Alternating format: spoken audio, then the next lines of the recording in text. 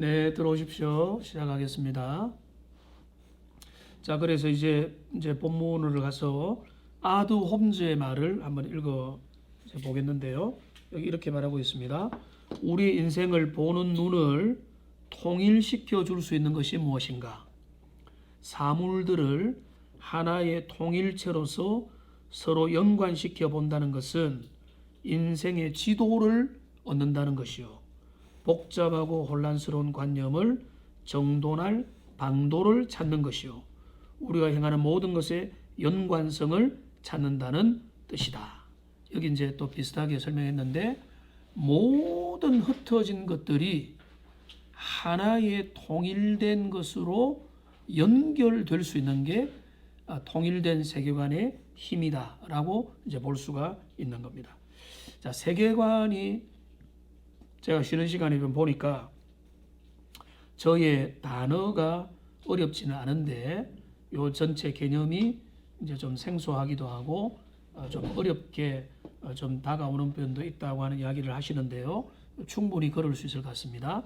자, 그런데 제일 쉽게 보면 오늘 이제 여러분이 하나를 기억하시면 좋겠는데 세계관은 안경이다는 거예요. 여기 일종의 선글라스다라고 이야기했죠.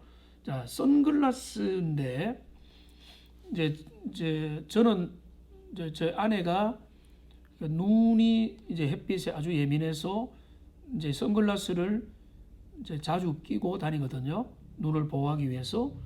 근데 이제 끼고 다니다가 열심히 끼다 보면은 그 어떤 이야기를 제하고 이제 한 번씩 차를 타고 가다 어떤 이야기를 하는가 하면 오늘 날이 좀 흐리네 이야기를 해요.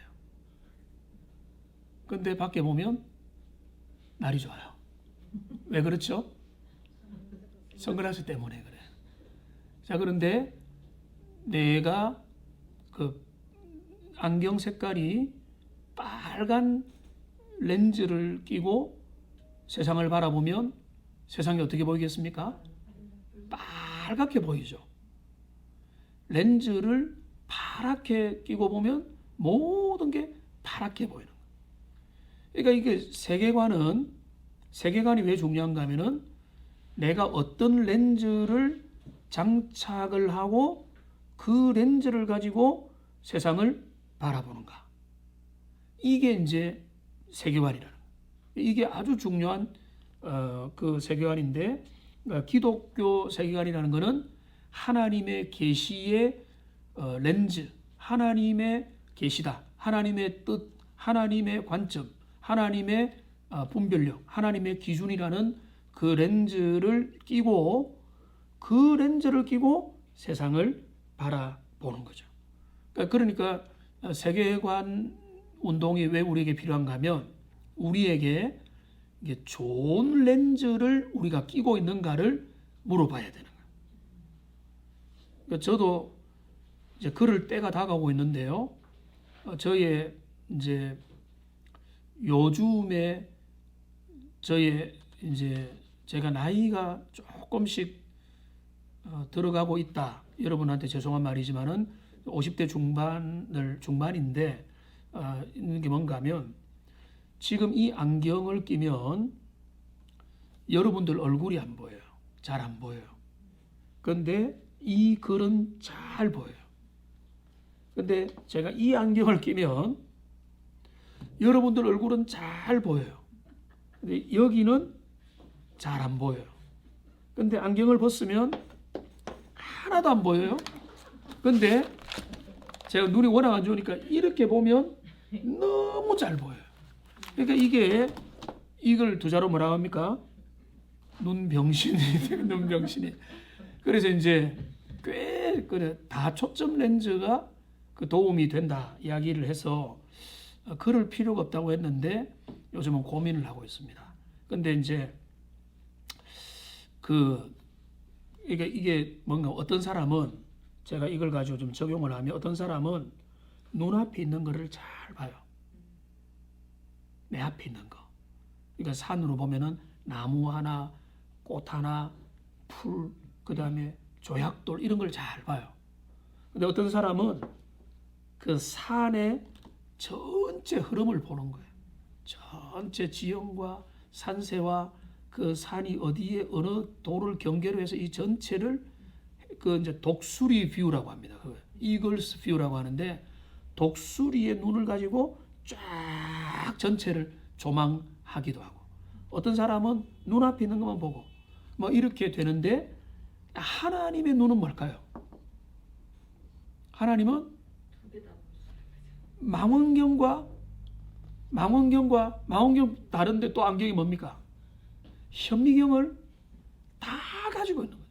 그러니까 기독교 세계관으로 장착이 된다는 거, 잘 장착이 됐다는 거는 다 초점이 아니에요. 완전 초점 렌즈로 인생과 세상과 자녀와 나와 미래와 모든 것들을 다 바라보는 거예요.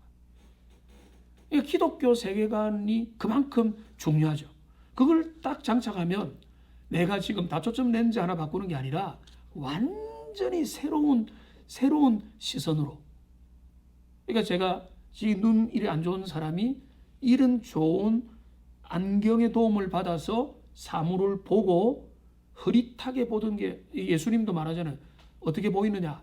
흐릿하게 나무들이 지랑같이 보입니다. 지금 어떻게 보이느냐? 다 보입니다 하는 것처럼 정말로 기독교 세계관으로 장착되면은 모든 흐릿한 것들이 선명해지는 거죠. 흐린 날이 와도 선명하게 바라볼 수 있게 되는 거. 그게 세계관의 중요한 겁니다. 그러니까 세계관은 칼빈도 그런 이야기를 했는데요. 일종의 안경이다. 이렇게 보면 되겠습니다. 자, 세계관이 왜 필요한가? 인간의 4가지 필요가 있는데요. 제가 미리 말했습니다. 첫째는 뭔가 하면 사유와 삶을 통일시키기 위해서. 자, 인생은 돈을 따라 살면서 항상 생각과 가정교육은 우리는 뭐 물질 중요하지 않다고 가르치면서 물질 따라 산다. 이거는 사유와 삶이 통일이 안 되는. 근데 내 사유와 내 삶이 통일이 되도록. 자, 물질은 필요하지만 이것이 하나님 자리에 올라올 수는 없다라고 하는 기독교 세계관적 기준을 딱 잡으면 물질이 중요하지만 하나님만큼 중요하지는 않다는 거죠. 그게 이제 기독교적으로 사유와 삶이 통일되는 거죠. 두 번째로는 선한 생활을 정의한다는 것은 무엇이 옳은가, 무엇이 주님이 기뻐하는가. 자, 선한 사마리아인을 왜 주님이 비유로 말씀하셨는가? 자, 선한 생활을 정의하고 인생의 희망과 목적을 찾기 위해서. 그러니까 건전한 세계관을 가져야 우리 크리스찬들은 어디에 동의를 하고 어디에 반대를 하며 어디에 신중할 것을 우리가 휩쓸려 떠내려가지 않는 거죠. 제가 세계관 공부를 할 때 제일 많이 들었고 강조했던 내용, 지금도 붙잡고 있는 게 뭔가 하면 하나님의 사람들은요, 이게 낙엽이 아니라 물고기와 같은 존재라는 거죠. 자, 강물에 있어서 낙엽과 물고기의 차이가 뭐죠? 낙엽은 떠 있습니까? 떠서 흘러 내려가는죠. 그 내려가는 모든 기준이 뭡니까? 물의 흐름, 물의 속도, 물의 방향, 그냥 가는 거예요. 시류에 떠내려가는. 물고기는 뭐죠? 작은 물고기라도 자기 자유자재로 가고자 하는 방향 어디로 가고자 하는 방향으로 가고. 자, 그런데 아무리 가고자 하는 방향으로 가도 태풍이 일어나면 어찌 됩니까? 휩쓸리기도 하죠. 그렇지 않다는 거예요. 휩쓸리지만 그러나 그 태풍이 지나고 난 다음에는 또 그 자리에서 그 일을 또 하는 거죠. 그게 물고기와 낙엽의 차이라는 거예요. 그러니까 하나님의 생명력 있는 그리스도인들, 특별히 그리스도인들 중에서 세계관이 건전하게 정립된 그리스도인들은 시류에 편성하는 사람이 아니라, 시류에 편성하는 게 아니라, 그러니까 다수편에 무조건 쓰고 정탐꾼들 10명이 하니까 우리가 거기에 힘을 실다, 이게 아니고 하나님 편에 서는 거예요. 진리 편에 서는 거예요. 옳은 편에 서는 거예요. 하나님이 기뻐하는 편에 서는 겁니다. 그게 이제 선한 생활의 기준을 정하고 희망과 목적을 따라 따라간다. 그 다음에 우리의 사고를 인도하기 위하여. 자, 그러면 제가 논쟁이 될 만한 이야기를 했습니다. 자, 그 제3세계 난민을 우리가 받을 건가 안 받을 것인가. 즉흥적으로는 즉각적으로 우리가 민족을 사랑하고 나라를 생각하는 마음에는 안 받아야가 맞아요. 그죠? 받으면 얼마나 우리끼리 사는데 방해가 돼요. 그게 1차적인 관점이에요. 이게 우리의 동의예요. 자, 그러면 우리가 기독교 세계관은 다시 질문을 던지는 겁니다. 진짜 맞느냐는 거예요. 그 질문의 중심에 세우는 거예요. 하나님은 무엇을 기뻐하실까? 그러면은 무조건 맞다 틀리다가 안 되는 거죠. 그러면 사안을 바라보는 관점이 달라지는 거예요. 그러니까 우리가 물을 때에, 그러니까 자녀들이 부모 보고 왜 달려들고 왜 고민이 생기는가 하면 일관성이 없다는 거예요.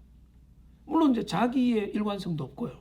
그런데 부모가 물질 앞에는 이렇게, 뭐 앞에는 저렇게 자꾸 다른 이야기를 하면은 사고 훈련이 안 됐다는 거죠. 그러니까 이 기독교 세계관 운동을 한마디로 말하면 사고 훈련인데, 생각하는 그리스도인이 돼야 된다는 거예요. 누군가 이런 말을 했습니다. 원죄는 무엇이냐? 원죄는 생각의 타락이다.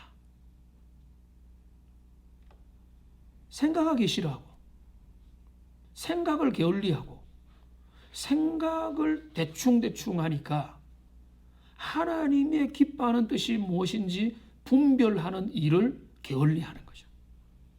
이게 기독교 세계관은 우리의 사고를 바르게 인도하기 위해서. 자, 바르게 인도하는 것은 어떤 사안들이 생겼을 때, 자, 하나님이 원하는 진짜 가치관은 무엇인가? 어떻게 하는 게 교회를 위하는 길인가? 내가 이 직분을 받을 건가 말 것인가? 내가 교사의 사명을 계속할 건가? 지금 내려놓을 건가? 기준이 뭔가? 내가 왜 하려고 하는 게 나의 그냥 편리냐? 아니면은 주님이 원하는 모습이냐? 이거를 가지고 자꾸 실험하는 거죠. 그게 생각하는 그리스도인. 이 사고가 세계관을 통해서 정리가 되어 간다는 거예요. 그 다음에 당연히 행동을 인도하기 위해서. 자, 사고가 정립됐다면 그 다음부터는 뭡니까? 외식과 위선을 피하려면은 정립된 대로 행동하는 거죠. 마땅하게 생각하는 바대로 행동할 수 있다면 그 사람은 통일된 생각을 가지고 나가는 거죠. 그런데 여러분, 모든 게 분명하지 않습니다. 최근에 노예를 통해서도 어떤 분명 엄청난 경론이 하나 벌어졌어요. 주제는 말씀드리지 않겠습니다. 경론이 벌어졌고 두 쟁점들이 토론되는 중에 하나로 결정이 됐습니다. 자, 그러면 저는 이제 기독교 세계관에 있어서는, 자, 목사님과 장로님들이 모여서 경론을 벌이는 게 저는 맞다고 봐요. 경론 벌일 걸 가지지도 않고 경론 벌이는 거는 정말로 수준 이하고, 자, 경론을 벌인다는 뭔가 하면 그 경론의 과정이 뭐죠? 경론의 과정은 하나님의 뜻이 뭐냐? 이게 경론의 합의에 가는 과정인 거예요. 그리고 어떻게 갈 거냐에 대한 토론들이 집단 사고의 과정인 거예요. 개인이 그거를 내가 어떻게 해야 되는 거? 하나님이 뭘 기뻐할까? 성경은 뭐라고 말하지? 기도해볼까? 이게 다 뭡니까? 개인의 고민이고, 교회의 고민이 있어야 되고, 가정의 고민이 있어야 되고, 노회와 총회의 고민이 있어야 되고, 나라라고 한다면 나라의 고민들이 있어야 된다. 그러니까 그 모든 것들을 통해서 고민하고 생각을 해서 그 경론을 내려줬다면, 그 모든 경론을 통해서 제가 또 하나 느낀 게 뭔가 하면, 사람들의 생각들은 다 저와 똑같지 않구나. 이거를 저하고 또 확인했어요. 물론 되어진 방향은 제가 생각했던 방향만큼 같습니다. 근데 그 모든 논의되는 과정들을 보니까, 야, 역시 사람들의 생각은 다 다 다르구나. 그러니까 그 생각들을 모아서 하나님의 진리로 함께 이끌어가는 그 과정들이 중요하구나. 그리고 그 결정이 나면은 거기에 순복하고, 이게 이제 하나님이 원하시는 모습이라는 거죠. 그러니까 그게 개인적인 차원에서도 훈련들이 되어 있어야 된다는 것입니다. 자, 3번 세계관이 무엇인가? 왜 공부해야 되는가? 왜 기독교 세계관 공부가 필요한가? 이제 좀 그 정리를 향해 나아가야 되는데요. 첫째는 크게 두 가지가 있는데, 제가 이제까지 말했던 것을 다시 종합하는 겁니다. 세계를 제대로 이해하기 위해서, 세계를 제대로 된 안경을 끼고 바라보고 평가하고 분석하여 행동하기 위하여 나에게는 통일된 기독교 세계관이 필요하다. 이런 말을 했습니다. 문제투성이의 세상이다. 자, 앞에서 서론에서 미리 다 말씀드렸던 거죠. 오늘날 정말로 저는 이제 설교 준비하다가 한 번씩 이제 인터넷을 볼 일들이 있으니, 여기 보면은 요즘에 언론도 문제인 게, 언론이 고급적이고 좋은 기사를 써야 장사가 잘 되는 게 아니거든요. 어떤 기사를 써야 언론이 이제 노출이 되는가 하면, 클릭을 많이 하는 기사를 써야 노출이 많이 된다고요.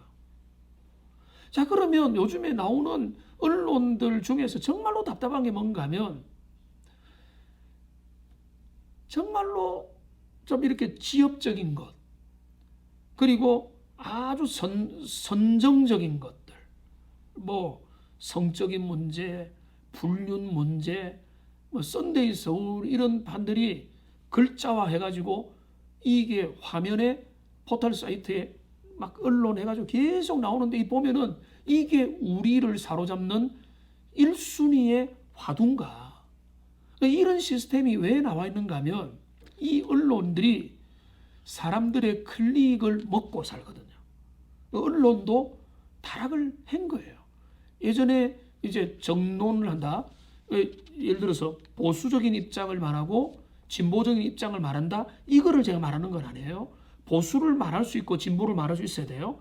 그런 어느 편이 올라탔냐를 말하는 게 아니에요. 지금은 다 뭔가 하면 클릭 전쟁이 벌어져 가지고 누가 클릭하게 만드느냐. 그래가지고 제목 전쟁을 뽑는 거예요. 안에 내용은 별로 없는데 제목만 그럴싸하게. 이런 것들에 사람들, 10대들 거기에서 호기심을 가지고 따라가고 이렇게 되는 거죠. 그러니까 그런 정말로 문제가 많은 세상에 우리가 살고, 우리의 자녀들이 살고, 10대들이 살고, 그들이 모방에 노출됐고, 그걸 알면서도 어린아이들에게 스마트폰을 던등 던져줘요. 애들이 좀 떠들면, 애들이 좀 뭔가 이렇게 힘들어하면 스마트폰 던져주고, 너 이거 가지고 1시간만 놀아라, 2시간, 3시간 놀게 만들고.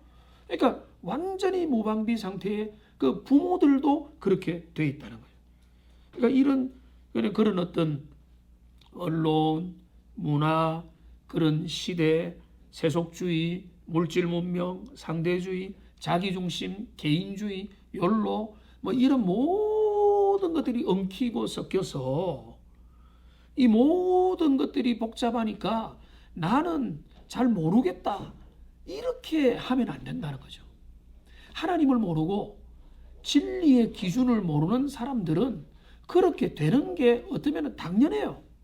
왜냐하면 세상이 복잡하니까. 그런데 하나님을 알고 진리를 아는 하나님의 이제 사람들은요, 이제 이번 수업을 듣는 여러분에게 제가 왜 기독교 세계관이 필요한가 하면은, 우리에게는 통일된, 그리고 일관된 건강한 렌즈가 필요하고, 그게 바로 기독교 세계관이다. 정립이 될 필요가 있다. 내 안에서 그 모든 것들이 정립이 돼야 그 정립된 것들이 있다. 자, 오늘날 세계관의 충돌이 곳곳에 나타나고 있습니다. 차별금지법. 여러분, 차별금지법이 교회는 반대하지만은 세상의 믿지 않는 사람들을 보면은요, 기독교 욕하고 난리가 나 있습니다. 그들은 그게 맞다고 보는 거예요. 왜? 그들은 내용도 잘 모르고 내용을 안다 할지라도 그들은 그게 별로 중요하게 여기지 않는 거예요. 제3의 성 인정하는 거예요. 눈에 보이지 않느냐? 인정해야지 라고 가는 거예요. 그 다음에 여성 안수 이런 부분 뭐 오늘은 더 이야기는 않겠습니다. 페미니즘. 자, 페미니즘 제가 알기로 페미니즘은 여성주의 운동으로 알려져 있지만은 여기서 말하는 거는 페미니즘도 두 가지가 있거든요. 그냥 일반적인 여성의 여권을 남성과 양성 평등으로 가야 된다고 하는 운동도 있지만 극단적 페미니즘은 뭔가 하면 여성 우월주의입니다. 여성 우월주의 원하세요? 여성이 남성보다 우월하다. 여성이 남성보다 열등하다. 맞죠? 권사님이 잘 알고 계시네. 우리는 성경적 시각으로 남녀 평등이고, 그런데 이제 기독교 시각으로 가면은 남녀 평등이지만 부부가 될 때는 남편이 아내의 머리가 된다. 자, 목사가 높은 사람입니까? 집사가 높은 사람입니까? 대답 잘하세요. 생각을 해야 된다 그랬잖아요. 목사가 높은 사람입니까? 집사가 높은 사람입니까? 목사가 높은 사람이 아니죠. 목사가 높은 사람이 아니에요. 근데 교회의 통치의 원리에 있어서 하나님은 교회 머리로 누구를 두셨습니까? 예수님을 두셨죠. 교회 머리로 예수님을 두셨고 예수님의 통치를 직접적으로 받는 그 일을 목사에게 주셨다는 거예요. 그러니까 목사는 높은 사람이 아니라 교회의 통치에 중요한 위치에 놓여 있는 입장이 있다는 걸 인정을 해야 되는 거예요. 근데 그러면은 그걸 가지고 오늘날 평등에 올려가지고 목사가 뭐 계급이냐? 라고 하면은 세속의 관점에서는 그 말이 맞는 거예요. 성경의 관점에도 목사가 높은 사람이 아니에요. 근데 교회의 질서의 면에서 또 봐야 된다는 거죠. 질서의 면에서 보면은 목사라고 하는 목사됨은 영적인 질서에 있어서 가정의 남편이 머리됨과 똑같은 원리의 위치에 놓여 있다는 거예요. 근데 그거를 사람들이 혼동해서 뭐 목회자든 뭐 모두가 같은 하나님 앞에 뭐 성도요 평신도든 뭐 직분자든 똑같은 하나님 앞에 동등 권세를 가진다는 이것만 강조하다 보면은 이게 이제 엉뚱한 곳으로 빠지고 교회가 허물어지고 성경적인 가치관에서 허물어지게 된다는 거죠. 그러니까 제가 페미니즘 이야기했는데 페미니즘을 적당하게 하는 거, 그래서 남성 우월주의의 색채를 빼는 거 저는 찬성입니다. 자, 그런데 그러면은 이거를 이론적으로 하면은 여성도 군 의무를 가집니까? 안 가집니까? 이 원리를 가지면 고개를 다 건드시는데 생각을 해볼 만하다는 거예요. 저는 어떤 입장이 아니라 자, 남녀가 평등하다면 같이 징집이 된다면 여성도 징집되는 게 맞아요. 제가 그걸 어디서 본 줄 아세요? 이스라엘에서 봤어요. 이스라엘 여군들 아주 멋지게 젊은 여자들 딱 이렇게 총 들고 남성들 같이 앉아 있더라고요. 근데 이거는 맞다 틀리다 제가 옳다 그르다 주장을 하는 게 아니에요. 우리의 전통적인 생각들의 사고가 너무 굳어 있다는 거예요. 그러니까 다시 우리가 진짜 이거는 뭔가 하면 우리가 페미니즘 이야기할 때도 뭔가 하면 뭐가 우리에게 유리할까? 남녀가 서로 싸우는 관점에서 생각을 하는 거예요. 그러니까 여성들이 같이 모여가지고 진짜 남녀 양성 평등이라면 뭐가 옳으냐? 그러면은 남성이 군대 갔다 오면은 취업에 좀 이익을 주는 게 맞느냐? 남자 아들 있죠. 예, 다 그래 나온다고요. 저도 아들이 있기 때문에 맞다 비슷한데. 그러니까 우리의 생각들은 그게 저도 어느 정도 동의는 하는데, 그러니까 이게 관점에 따라 다 또 달라지는 거예요. 그러니까 이게 우리의 생각들이, 우리의 주장들이, 우리의 사안들이 성경적이냐가 중요한. 그러니까 그 근거에 있는 남자와 여자의 어떤 생각하는 기준들, 이런 것들이 얼마나 건강하게 있느냐, 이런 것들이 필요하다는 겁니다. 세계관의 충돌이 많이 나타나는데 진화론이고, 진화론 같은 경우는 제가 아까 빅뱅 이론 말씀드리니까 진화론과 창조론은 충돌이죠.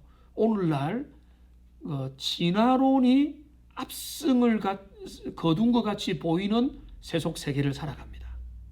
근데 놀랍게도요, 그 세계 속에도 창조주 하나님을 믿는 사람이 좀 더 넓히면 온 인류의 절반이에요.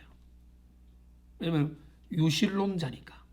그런데 기독교 하나님을 믿는 사람들은 훨씬 덜하죠. 그런데 유실론 신앙을 가진 사람은 절반입니다. 그러니까 이게 이 세상의 혼란이죠. 자, 나는 학문은 이렇게 하지만 믿는 거는 또 이래 믿고, 이게 우리에게 체질화되어 있는 거예요. 그러니까 우리 신앙인의 위험은 뭔가 하면 교회에서는 이렇게 신앙생활을 하지만 밖에 나가면 세상의 원리대로 살아버리는 거예요. 이거를 하루아침에 뜯어고치는 어렵지만은 우리의 세계관에 맞추어서 하나님이 원하는 대로 내 삶의 모든 질서도, 자녀 교육도, 자녀 교육의 진짜 기반이 자녀 행복이 성적순이 아니라면 공부할 사람 공부 열심히 시키고, 재주가 있는 사람 열심히 시키고, 그 다음에 직업 선택도 정말로 그들에게 필요한 것대로, 그 다음에 나오니까 이런 것들이 필요한 거다. 자, 그 다음에 중요한데요. 세계를 제대로 이해하기 위해서 세계관이 필요한데, 마지막으로 세계관 공부는 1차적으로 누구를 위한 겁니까? 나를 위한 거예요. 나를. 여러분들이 첫 시간이니까 좀 뭐 이론적이고 막 이렇게 막 아주 근원적인 공부를 제가 말씀드리지 않습니다. 소화를 해서 여러분들이 이 정도 알면 좋겠다고 하는 내용들을 말씀을 드리는데, 이거가 여러분들을 위한 것이고, 그 다음에 여러분의 가족들과 그리고 교회와 이 세계를 살아가는 세계 시민으로서 우리 자신을 위한 것이다. 자, 그렇게 생각하고요. 자, 그래서 세계를 제대로 이해하려면 필요하고, 그 다음에 두 번째도 저는 중요하다고 보는데, 아까 권사님에게도 중간에 이 과제를 잘 해가시면은 권사님에게도 도움이 된다.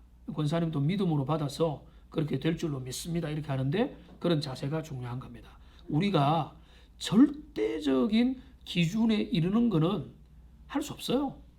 우리가 예수님, 하나님 성품에 100% 닮을 수 있습니까? 안 됩니다. 근데 주님은 뭡니까? 포기하지 말라는 거죠. 나의 성장을 이루라는 거예요. 우리 지금 여기 나이 차들도 나는데 우리 권사님 축복합니다.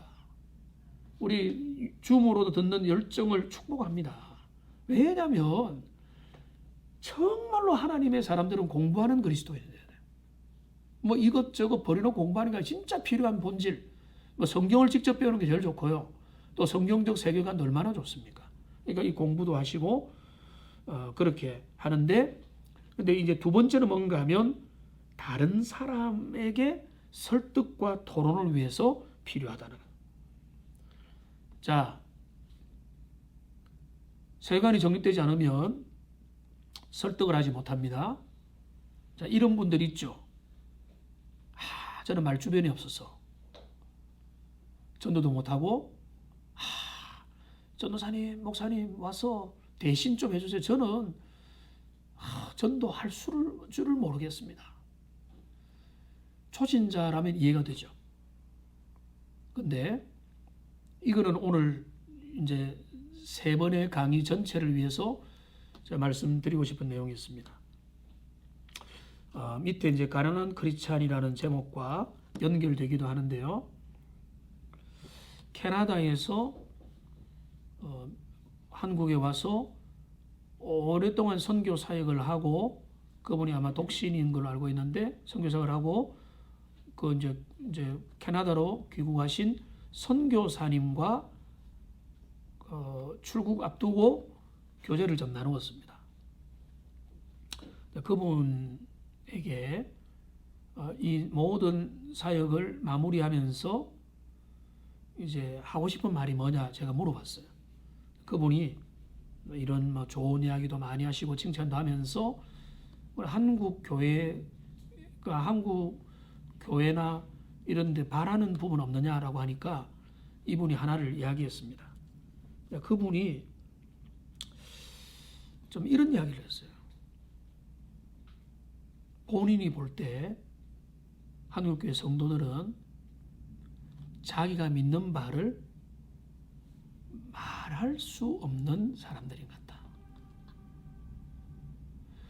믿는 것에 대해서 설명을 못하는 것 같다.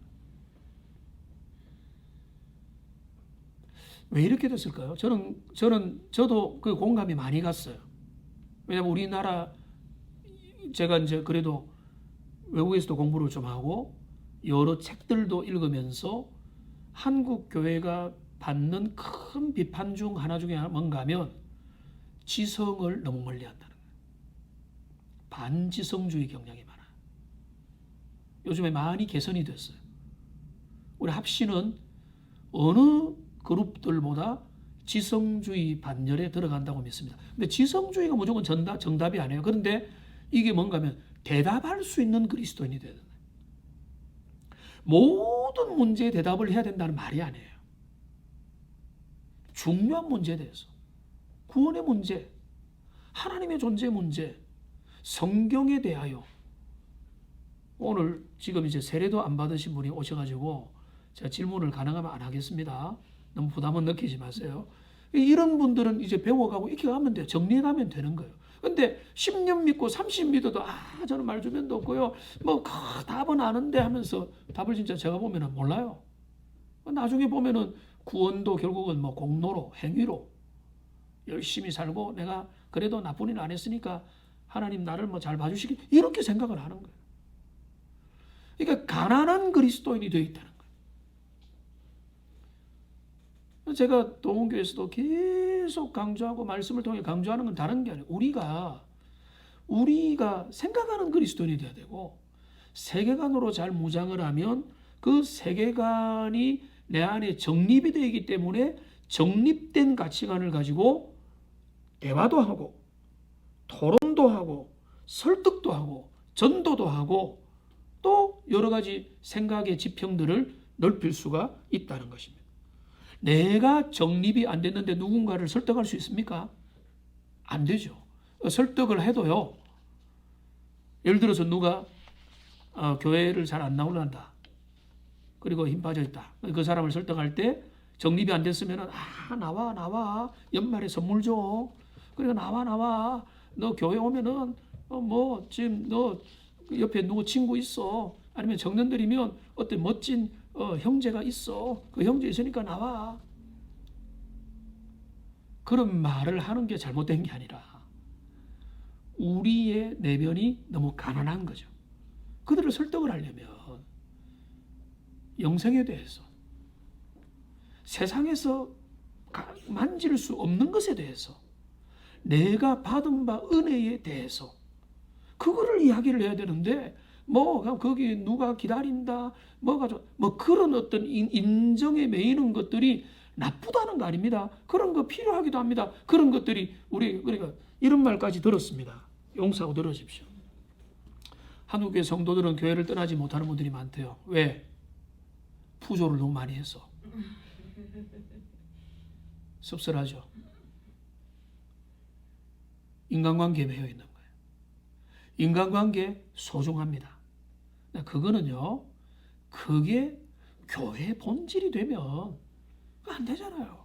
그러니까 이게 그 세계관의 정립이 나름대로 모든 게 잘 되어 있어야 그 정립된 가치관으로 뭐 정립이 잘 안 돼 있어도 토론하면서 생각을 정리하고 또 토론도 하고 설득도 하고 되는 것입니다. 그래서 이런 실제적인 분야의 주제들을 만나게 되면 어떻게 되는가? 사안에 따라 오락가락 하든지 의견 피력을 못하게 되고 나는 할 말이 없습니다. 이렇게 되는데 여러분들이 이번 3주가 너무 짧은 과정이지만 이런 어떤 고민을 통해서 사실은 3주 동안의 기독교 세계관 공부를 하지만은요, 여러분이 평생 동안 해왔다고 볼 수 있어요. 말씀을 듣고 성경을 공부하고 이러한 모든 작업들이 결국 뭔가 하면 통일된 성경적 세계관을 배우는 과정이라고 볼 수 있기 때문에 그런 것입니다. 자녀들과 신세대들과 대화를 나누는 것도 마찬가지입니다. 사실 저도 자녀들과 대화를 나누는데 너무 편하진 않고 애들이 이제 커가니까 큰애가 이제 대학 졸업반, 둘째가 고3이니까 이렇게 이제 적절하게 이야기하고 진로에 대해서 또 이제 인생의 관점에 대해서도 어릴 때도 이야기하고 꾸준히 이야기하고 지금도 이야기를 하는데요. 우리의 자녀에 대한 소통의 핵심을 세계관이 정립되어 있지 않으면 우리가 그들처럼 되기만 하면 된다라고 오해를 하는 겁니다. 그들처럼 되는 거, 머리에 노란 머리로 물들이고 그들이 말하는 용어를 사용을 많이 하고 그렇게 하다가 그들처럼 되는 것, 그들의 세계관을 따라가는 것, 이게 그들과 소통하는 겁니까? 저는 그건 소통은 아니라고 봐요. 지는 거라고 봐요. 오히려 따라가는. 오히려 부모가 일관된 원칙과 기준과 안목과 세계관을 가지고 그러나 그 아이들을 좀 이해를 하는 마음에서 다가가서 그들과 대화를 나누고 이야기를 들어주면서 하나님이 원하는 세계관으로 중간 여러 기회들을 통해서 엮어주고 만들어주는 것, 그게 우리가 의미 있는 대화고 깊은 교제인 거죠. 근데 그런 거 없이 내가 그들에게 맞춰준다, 그들이 하라는 대로 원하는 대로 해준다, 이게 소통이라고 절대 할 수 없다는 거죠. 눈높이는 낮추되 그들의 언어로 그들의 그 공감대를 맞추는 작업은 해야 되지만은 결국은 그들의 생각이 다듬어지도록 잘 갖추어져 가도록 안내를 하는 것이 우리에게 훨씬 더 필요하다. 그게 우리에게 중요한 거죠. 자녀와 대화를 나눌 때 이미 그런 것들 많이 하고 계시겠지만은 자녀도 그렇고 주일학교 아이들도 그렇고 우리의 후배들도 그렇고 여러분 구역원들도 그렇고 모든 대화를 나눌 때 결국 주제가 뭡니까? 결혼 부부 관계, 또 성공이란 뭔가, 자 물질을 어떻게 바라볼 건가, 그 다음에 진로의 기준이 뭔가, 대학을 왜 가야 되는가, 그리고 어떤 학과를 선택해야 되는가.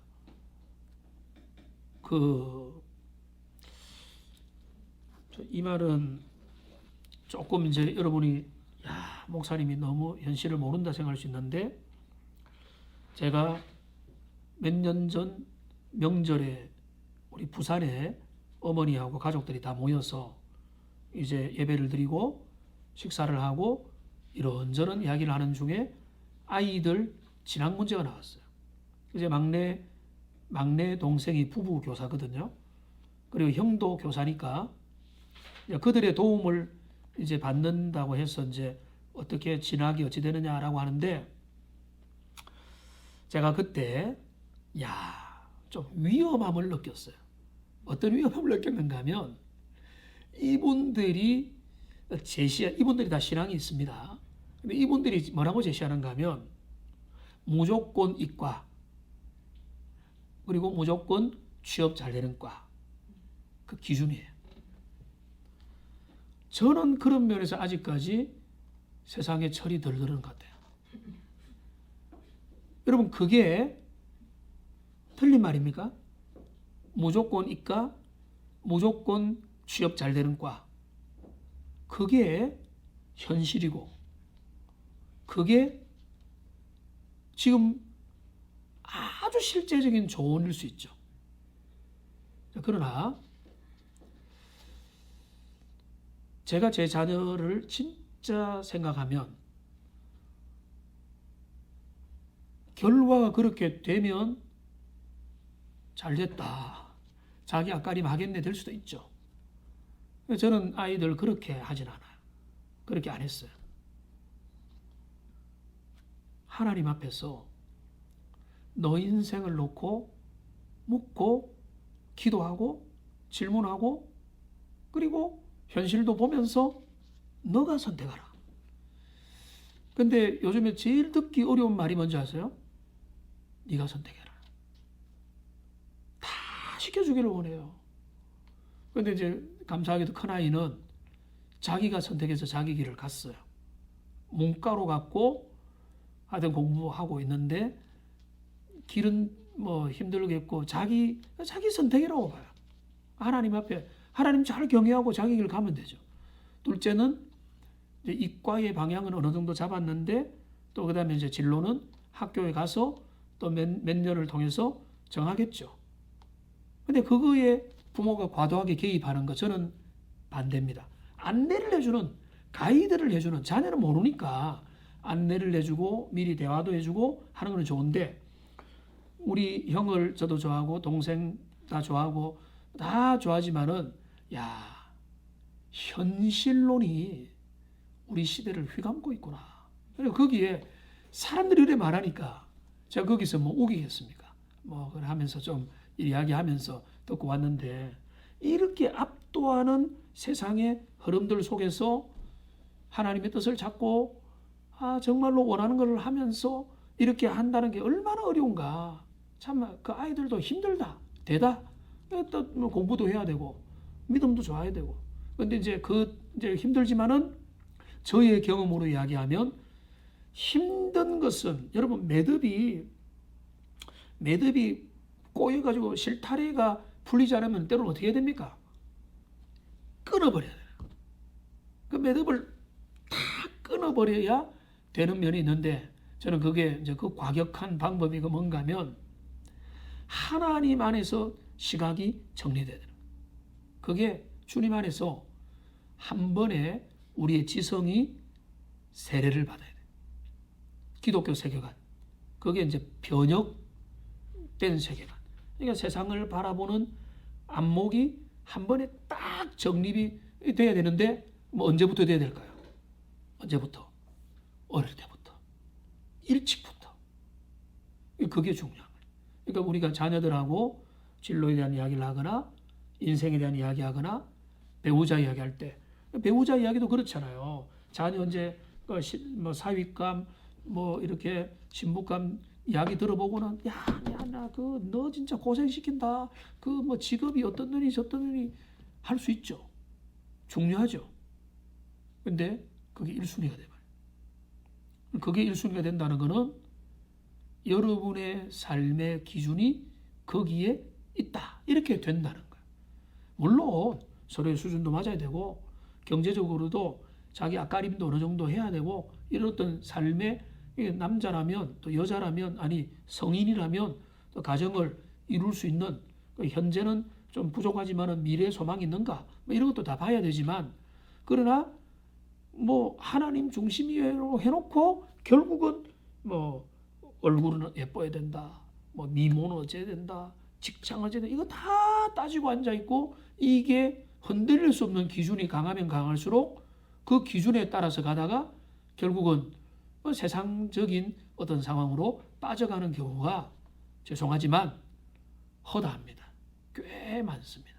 그러니까 이런 부분에서부터 우리 세계관 운동은 뭔가 하면, 내가 부모가 근데 이걸 가지고 뭐 어떤 말 들으면 이 말 하는 게 아니라 내 안에 정립된 기독교적인 생각 체계가 다듬어져야, 그 다듬어진 체계를 가지고 자녀를 설득하고 젊은 사람들과 대화를 나누고 모든 부분에 대해서 소통을 할 수 있게 되는 것이다.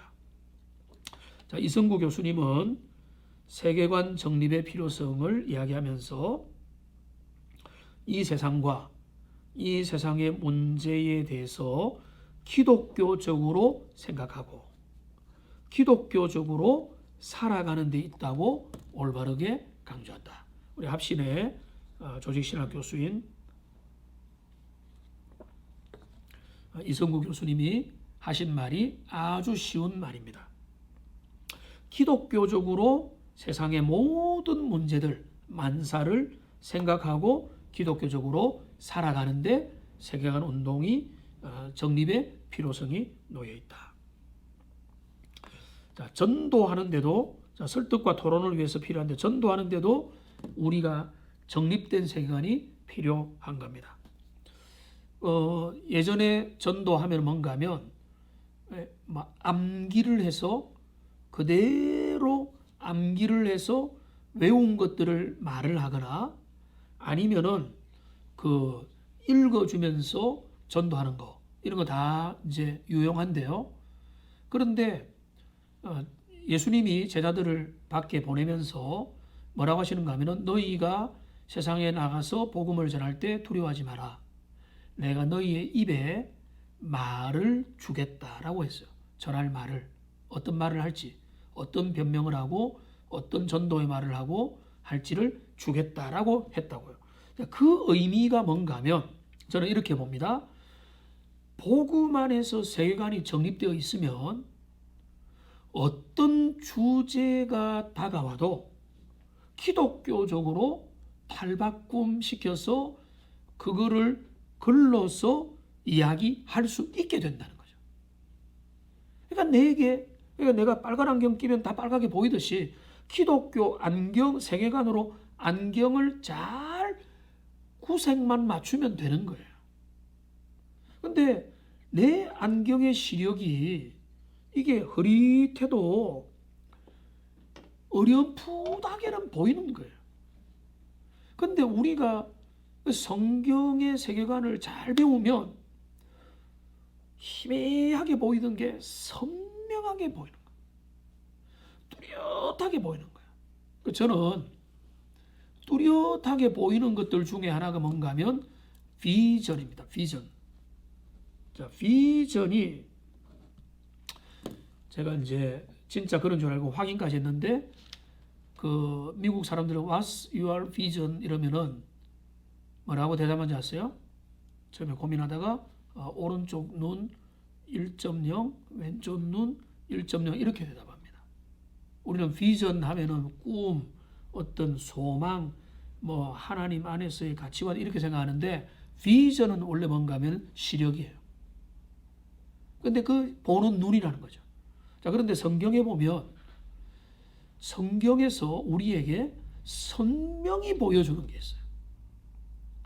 우리에게 글로도 주시지만은 자, 선명히 보여주는 게 뭔가 하면 두 돌파는 주님이 주신 거죠. 눈에 보이는 거죠. 또 뭘 보여주십니까? 자, 하늘의 보좌의 환상. 그죠? 요한계시록 4장과 5장에 보면은 거기에 천국 보좌에 하나님과 죽임을 당하셨다가 이제 부활하신 승천하신 어린 양이 계시고 거기에 그 내생물과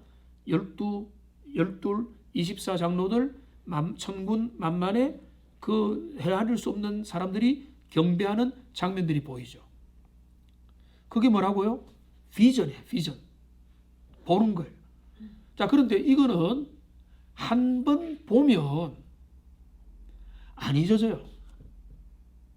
제가 이 계시록 4장 5장을 진짜 제대로 한번 이해하고 난 다음에는 이거는 외울 필요가 없어요. 여러분 밀레의 들판에서 일하는 그 농부 부부의 그 그림 보고 난 다음에 여러분 그 암기를 할 필요가 없잖아요. 찍히는 거잖아. 뇌리에 찍히는 거잖아. 모나리자의 미소가 어땠더라. 물론 디테일은 다시 봐야 되지만 그게 지금 그거는 비전인 거거든요. 성경은 우리에게 글들도 주지만 그게 우리에게 선지자적인 비전으로 제 마음에 다가와 있는 게 있어요. 그 비전 중에 또 하나가 뭔가 하면 시편에 보면은 시온의 대로 비전이에요. 자, 주를 사랑하고 그 마음에 주께 주님을 경외하는 그 사람에게는 시온의 대로가 있다. 시온의 대로가. 시온으로 향하는 고속도로가 그 마음에 있다는 거예요. 저에게는 그게 비전이에요. 왜냐하면 하나님의 사람에게는 내 마음 가운데 활짝 열린 하나님께로 가는 주님의 존전으로 가는 고속도로가 열려 있는 사람이라. 그게 비전의 사람이에요. 그와 마찬가지로 그렇게 기독교 세계관을 여러분 이번에 열심을 내고 한번 뚫어보십시오. 이게 아주 매력적이고 아주 제가 여러분에게 최선을 다해서 설명을 해드리겠습니다. 그래서 이게 전도를 위해서도 필요하고 또 자녀들과 소통하며 무엇보다 자기 자신을 위해서 필요한 것이다. 그러니까 이게 그 어릴 때부터 좋다는 거죠. 잠언 22장 6절 말씀 여러분 한번 읽어주십시오. 시작. 마땅히 향기를 아이에게 주시라. 그리하여 늙어도 그것을 떠나지 아니하리라. 이 말씀을 지난 이제 어버이 주일에도 이번인가 해도 제가 이 본문을 했는데요. 이 본문에 보면 아이에게 기독교 세계관을 가르치라는 것이 되겠죠. 그죠? 근데 언제부터? 어리면 어릴수록 좋다는 거예요. 태교 교육하면서 지금의 손주를 또 보기도 할 수도 있고 태교 교육하면서 하는데 태교 교육을 시키는 게 중요하죠.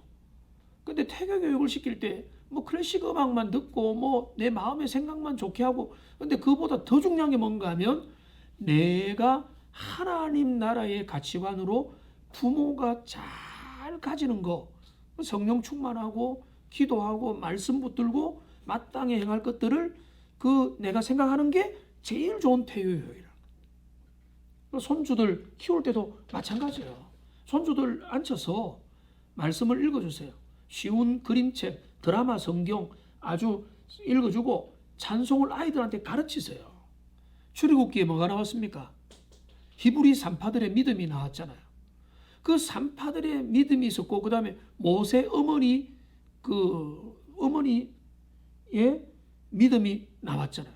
그 어머니가 정말로 그 아이를 그 엄혹한 시절에도 그 애굽에 좋지 못한 시절에도 경건한 하나님의 사람으로 결정적일 때에 애굽의 모든 보화와 특권을 포기하고 하나님의 영광을 위해서 결단하는 사람으로 어릴 때부터 키운 거잖아요. 그러니까 모세가 나중에 대단해서 돌아갔다. 이것도 전혀 는 아니지만 더 중요한 건 뭔가 하면 그 신앙의 근본적인 부르심이 있었기 때문에 모세는 도망을 못 가고 하나님의 부르심 앞에 순복했다. 이렇게 가는 거거든요. 그러니까 이 기독교 세계관은요. 너무너무 중요하고 이것이 어릴 때부터 여러분에게 가르침을 주어져야 되는 것입니다.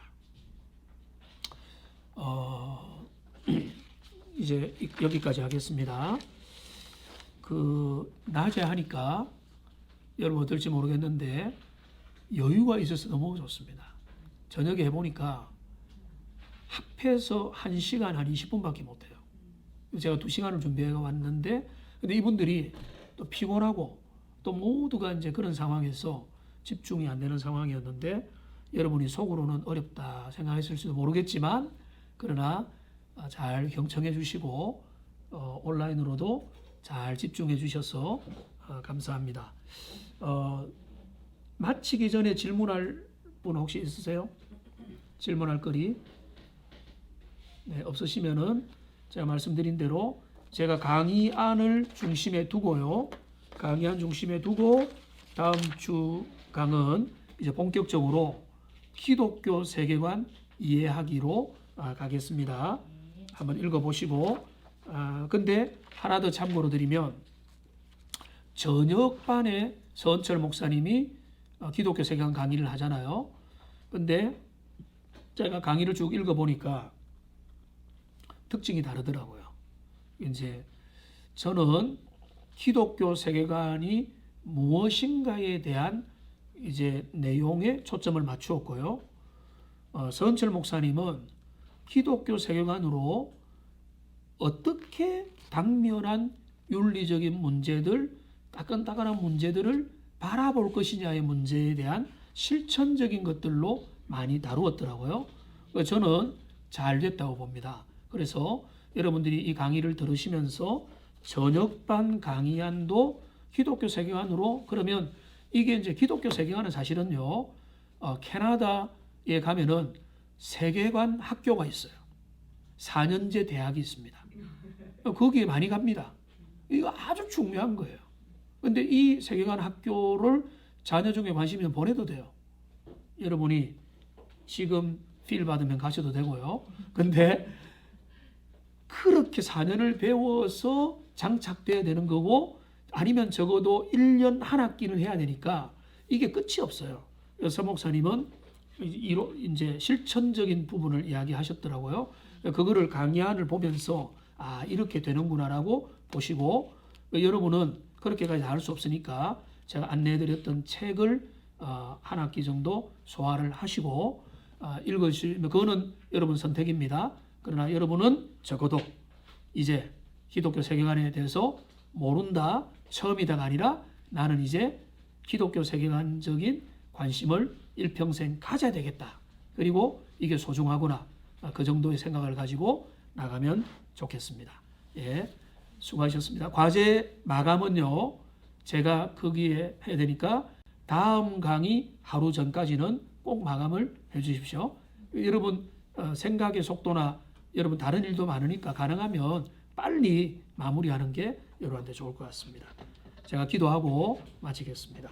선하신 하나님, 우리가 기독교 세계관으로 정립이 되어 있지 않을 때 세상에 일어나는 모든 문제들이 너무나 복잡다단해서 우리가 질서를 가지고 하나님의 안목으로 바라볼 수 없을 수밖에 없습니다.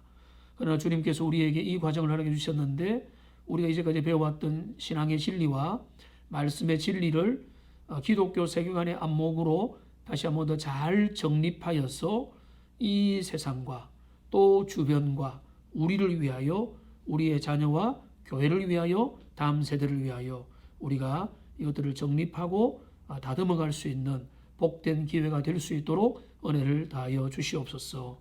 오늘도 진리의 목마름을 가지고 참여한 모든 이들 주님께서 위로하시고 은혜를 다하여 주시옵소서. 예수님의 이름으로 기도합니다. 아멘.